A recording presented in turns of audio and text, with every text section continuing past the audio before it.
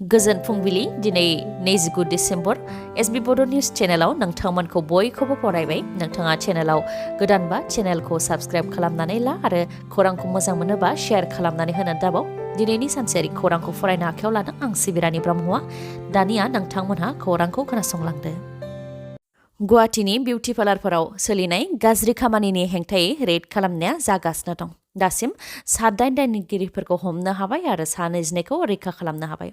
मोनसे अडिअ भाइरेल जानायनि उनाव आरो बिउटि पार्लाराव जानाय आयेन बेरेखा खामानिनि हेंथायै गसर होनायनि उनावनो बिउटि पार्लारनि हेंथायै राहा लानो गोनां जादों गुवाहाटी पुलिसा। अडिअ भाइरेल जानायनि मथे बिउटि पार्लाराव खामानि मावग्रा आइजोआ सासे कास्टमारनाव फन हरनानै बुंहरनाय बायदिब्ला मोदोम नाजानायनि थाखाय 1500 आरो गुबुन एक्सट्रा सार्भिसनि थाखाय 3000-4000 रां लायो। बिउटि पार्लारनि बिगोमाया साफा सिख्लाफोरनिफ्राय 2 लाख 3 लाख रां बोखांनो हायो आरो दानफायाव 40,000 दान बान्था होयो। गुवाहाटीनि मोजां आरो गेदेर सुबुंफोरानो बेफोर बिउटि पार्लारफोराव फैयो। पुलिसा गावसोरनो फैयो, पुलिसालाय मा खालामगोन? बेबायदि रायज्लायहरनाय अडिअ'आ भाइरेल जानायनि उनावनो आरो बेनि हेंथायै एफआइआर होनायनि उनावनो गुवाहाटीनि बिउटि पार्लारफोराव सोलिनाय आयेन बेरेखा खामानिनि हेंथायै गोख्रों राहा लानो गोनां जादों क्राइम ब्रान्चजों लोगोसे पानबाजार महिला पुलिसा। फोरमायथिनाय बायदिब्ला बे जाथायनि मास्टार माइन्डआ जानमणि दास। गुवाहाटीयाव बिउटिशियान टेकनिक फोरोंनायनि मुङाव सिख्लाफोरखौ लाबोनानै अख्रायैनो बेफोर खामानिफोरखौ मावहोयो। बे दायावनो क्राइम ब्रान्च आरो पानबाजार महिला पुलिसा 7 दायनखौ एरेस्ट खालामबाय। हमजानाय 7 दायननि मादाव मुङा फारियै मिलि सिन्हा, उषा दैमारी, पाहि दास, जानमणि दास, चिन्मय शर्मा, तन्मय दास आरो माखासे। गुवाहाटीनि लासित नगर, उलुबारी आरो राजघर साखाथियाव थानाय कपास, अपेरा, एसिड आरो एनभिमि पार्लाराव बेफोर आयेन बेरेखा खामानिनि हेंथायै रेड खालामनाय जादोंमोन। सेन्ट्रेल रिजार्भ पुलिस फर्स (CRPFआ माखासे पस्टनि थाखाय एडभार्टाइज फोसावदों। CRPFआ एसिस्टेन्ट साब इन्सपेक्टर, स्टेन' आरो हेड कनस्टेबल मिनिस्ट्रियेलनि गासै 1458 पस्टनि थाखाय एडभार्टाइज फोसावदों। एसिस्टेन्ट साब इन्सपेक्टर, स्टेन'नि थाखाय 143 पस्ट आरो हेड कनस्टेबल मिनिस्ट्रियेलनि थाखाय 1315 पस्ट फोसावदों। जायफोरा गोसो गुदुं बिथांमोनहा अनलाइन एप्लाइ खालामनो हागोन। वेबसाइटफोरा जाहैबाय crpfindia.com आरो crpf.nic.in। बिजाथिफोरा मोनसेल' पस्टनि थाखाय एप्लाइ खालामनो हागोन, नङाबा एप्लिकेशना रिजेक्ट जागोन। एप्लाइ खालामनो थाखाय बैसोआ 25 जानुवारि 2023 सिमाव 18 निफ्राय 25 बोसोर बैसोनि गेजेराव जानो नांगोन, नाथाय SC/ST फोरनि थाखाय 5 बोसोर रेहाय होनाय जागोन। सोलोंथाइया क्लास 12 एबा थाखो 12 पास जानाय जाबानो जागोन। गोसो गुदुं लाइमोनफ्रा 4 जानुवारि 2023 निफ्राय 25 जानुवारि 2023 सिमनि गेजेराव अनलाइन एप्लाइ खालामनो हागोन। हाग्रामा महिलारिया गोमानानै दं। बिटिसिनि गाहाय प्रमद बर'आ हाग्रामा महिलारिखौ नागिरनो थाखाय गारिबो होगोन आरो हाग्रामा महिलारिखौ नागिरनायनि बिबानखौ प्रमद बर'आ खौरांगिरिफोरनो होदों। खौरांगिरिफोरा हाग्रामा महिलारिनि सायाव खोथा सोंनायखौ लानानै प्रमद बर'आ हाग्रामा महिलारिखौ नागिरनो थाखाय उल्थायै खौरांगिरिफोरनो बिबान होदों। राजखान्थिनि खोथा सोङालासे जौगानायनि खोथासो सोंनो थाखाय खौरांगिरिफोरखौ बुङो प्रमद बर'आ। प्रमद बर' बिथाङा जौगानायनि सायाव बुंथिदों दि बिटिसि सोरखारा गोबां खामानि मावनो आखायाव लादों। थांनाय 17 बोसोराव बिपिएफ सोरखारा जि खामानिखौ मावनो हायाखैमोन बेखौ इउपिपिएल सोरखारा 5 बोसोरावनो आबुङै सोलायगोन एबा मावनानै होगोन। लोगोसे प्रमद बर' बिथाङा फोरमायथिबावदों दि 1999 मायथाइनि फोरोंगिरिफोरनो साख्रि होनाय जाबाय। 1984निया एसे जेंना दंब्लाबो बे सप्तानि गेजेरावनो साख्रिखौ होगोन आरो आद्रा थानायफोरनोबो होगोन। बेनि अनगायैबो टेटआव पास जानायफोरनोबो साख्रिखौ होगोन। जानुवारि दाननि 15 अक्ट'नि सिगांनो जेसेबां दं बिथांमोननो साख्रिखौ होगोन आरो आद्रा थानायफोरनो SIU फैबानो साख्रि होगोन होननानै बुंथियो बिथाङा। लोगोसे स्पेसियेल टेटबो खुंगोन होननानै फोरमायथियो प्रमद बर'आ। बेनि अनगायैबो बुंथिबावो दि गं 500 फरायसालिफोरखौ फोसाबफिनगोन। सिगांनि सोरखारा 100 कौटि रांखौ कम्बल साप्लाइनि मुङाव खरसा खालामदों, नाथाय जुदि दा 100 कौटि रां मोननायमोनब्ला खमैबो 1500 फरायसालिफोरखौ फाहामगौमोन। अब्लाबो 29 कौटि रांजोंनो 500 फरायसालिफोरखौ मोजां खालामनो थांगासिनो दं होननानै फोरमायथियो प्रमद बर'आ। बेफोरनि अनगायैबो थांनाय बोसोराव 600 किल'मिटार लामा बानायनाय जादों आरो बे बोसोराव 700 किल'मिटार लामा बानायगोन होननानैबो फोरमायथियो। बेराफारसेथिं MP नब कुमार सरनियानो ST सार्टिफिकेट होनायाव प्रमद बर'आ मदद होदों होननानै दावराव दिख्रेब नार्जारिया बुंनायनि सायाव प्रमद बर' बिथाङा फिननाय होयोदि ST सार्टिफिकेट होनो थाखाय आं ट्राइबेल संघनि सोद्रोमा नङा। डिसि एसपि नङा आरो एसडिअ सिभिलबो नङा।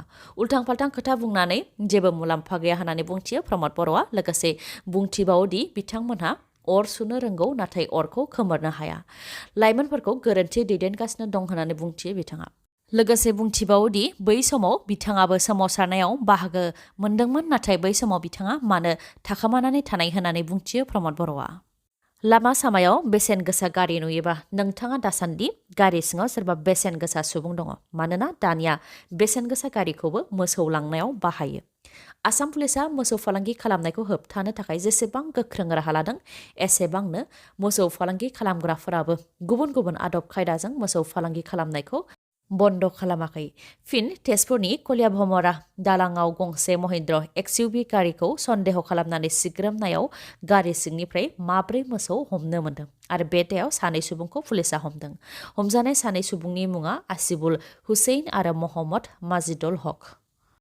बिटिआर सरकार आरो हल्टुगाव डिभिजननि सिङाव थानाय गोजाम सामसेंकेला ग्राम सभानि बानजायनायाव हानि पाट्टा राननाय हाबाफारि लादों। बे हाबाफारियाव बाहागो लानानै बिटिसिनि मावफुं सोद्रोमा रनजित बसुमतारी बिथाङा फोरमायथिदों दि बे 2 बोसोराव बिटिआर सरकारा गिदिर गिदिर खामानिखौ मावनो हादों। जेरै हानि मेला खुंनानै बिटिआरनि गासैबो जाति जनगोष्ठीफोरनो हानि मोनथायखौ होनो हादों आरो बे बारावबो हल्टुगाव डिभिजननि सिङाव थानाय गोजाम सामसिंकेला गामियाव 144 नखरनो 264 लेन्ड टाइटेल राननानै होनायनि हाबाफारि लानाय जादों होननानै फोरमायथियो बिथाङा।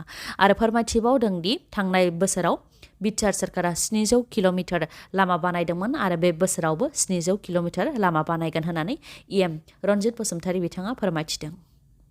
बुहुमनि गुबुन गुबुन हादराव कभिड-19नि गिख्रंथाव महर लाफिननायखौ नोजोर होनानै भारतजों लोगोसे आसामावबो थागथियारि जादों। कभिड-19नि गोसारनाया जाहाथे सिगांनि बायदि गिख्रंथाव महर लाया बेनि थाखाय आसामनि सावस्रि मन्त्रि केशव महन्त बिथाङा कभिड-19नि नियम नितिनि बागै आरो आसामा माबोरै थागथियारि जादों बेनि सोमोन्दै खौरां बिजोंनि गेजेरजों फोरमायथिदों। बिथाङा फोरमायथिदों दि मिरु सावस्रि मन्थ्रिनि बिथोन बायदियै आसामनि मेडिकेल कलेज, जिल्लानि देहा फाहामसालि आरो जाय देहा फाहामसालिखौ कभिड-19 सेन्टार बानायनाय जादोंमोन बेफोराव मक ड्रिल खालामनाय जादों जाहाथे कभिड-19आ सिगांनि बायदि गिख्रंथाव महर लायोब्ला थागथियारि जानो हायो। जेरै नांगौबायदि अक्सिजेन, आइसिइउ, डक्टर, आइसोलेटेड वार्ड गासैबो खामानिखौ मावनाय जादों होननानै फोरमायथिदों। बेनि अनगायैबो फोरमायथिबावदों दि आसामाव दासिमबो कभिड-19नि केस मोनथ'नाय जायाखै आरो सेम्पल टेस्ट खालामनायाव पजिटिभ मोनोब्ला जेनम सिक्वेन्सिं खालामनाय जागोन जायनि गेजेरजों कभिड-19नि गोदान अमिक्रन भेरिएन्ट BF7 ना पुराना अमिक्रन बेखौ मिथिनो हानाय जागोन होननानै फोरमायथिदों। आरो कभिड-19नि नियमआ सिगांनि बायदियैनो थागोन। मास्क गाननायखौ दासिमबो गोनांथार खालामाखै। इन्टारनेशनेल एयारपर्टफोराव कभिड-19 गोसारनाय हादरनिफ्राय फैनाय सुबुंफोरनि सेम्पल लानानै टेस्ट खालामनाया जागासिनो दं होननानै फोरमायथिदों। गासै हस्पिटालफोरनिफ्राय आपडेट लानायनि उनावसो डक्टर हेमन्त बिश्व शर्मा बिथाङा जानुवारिनि गिबि सप्तायाव कभिड-19नि सायाव मा थांखि लानाय जागोन बेखौ फोरमायथिगोन होननानै बुंथिदों मन्त्रि केशव महन्त बिथाङा। फिलिपिन्स हादराव गोबां अखा हानायनि जाहोनाव दैबाना जादों जायजों दासिम 25 जिउ खहा जाबाय। 22 गोमानानै दं आरो गोबाङानो जोखोम जादों। फिलिपिन्सनि मोनगु एरियायाव गोबां दैबाना जादों जायजों 3,90,000 सुबुंफोरानो गाज्रियै गोहोम गोग्लैदों। गिख्रंथाव दैबाना जानायजों न'-बांफोरा बुखारलांजादों। आबाद फोथारफोराव दै लोमनायनि थाखाय आबादफोराबो खहा जादों। बेबायदिनो गोबां खहा जानायखौ नुनो मोननाय जादों। इउएसआवबो 50नि गोबां सुबुंनि जिउ खहा। गोबां बारहुंखा आरो बरफ गोग्लैनायनि थाखाय इउएसआव गासै दासिम 50नि गोबां सुबुंनि जिउ खहा जाबाय। गुबैयै निउयर्कजों लोगोसे गुबुन गुबुन रायजोफोराव बांसिनै गोहोम गोग्लैदों। रिपर्टनि बायदिब्ला बाफेल' सिटीआव बरफानो 4 फुट गोजौसिम खोबसिनदों जायनि थाखाय सुबुंफोरा न' सिङावनो नांथानानै थानो गोनां जादों। गारि मटर गासैबो बरफजोंनो खोबसिन जानाय मोनसे थासारिखौ नुनो मोननाय जादों। मणिपुर पुलिस थानानि साखाथियाव थानाय मानास अट' श'रुम आरो चिरां जिल्लानि काजलगाव पेट्रल पाम्प साखाथियाव थानाय MMH अट' हन्डा श'रुमा नोंथांमोननि थाखाय गोजां बोथोरनि गेदेर अफार लानानै फैदों।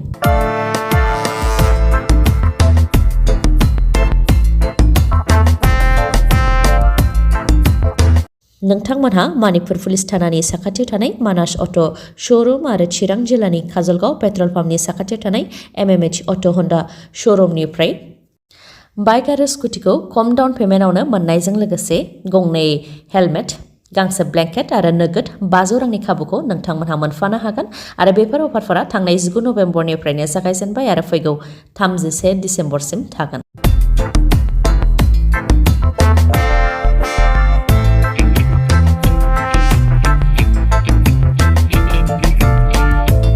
लोगोसे गोजाम स्कुटि बाइकफोरखौबो बे श'रुमाव नोंथांमोनहा सोलायहैनो हागोन। मानिकपुर पुलिस थानानि साखाथियाव थानाय मानास अट' श'रुमनिफ्राय नोंथांमोनहा बाइक आरो स्कुटि बायनो लुबैयोबा 7002601255 नङाब्ला 9101272776 बे नाम्बाराव खौरां लाहरनो हागोन।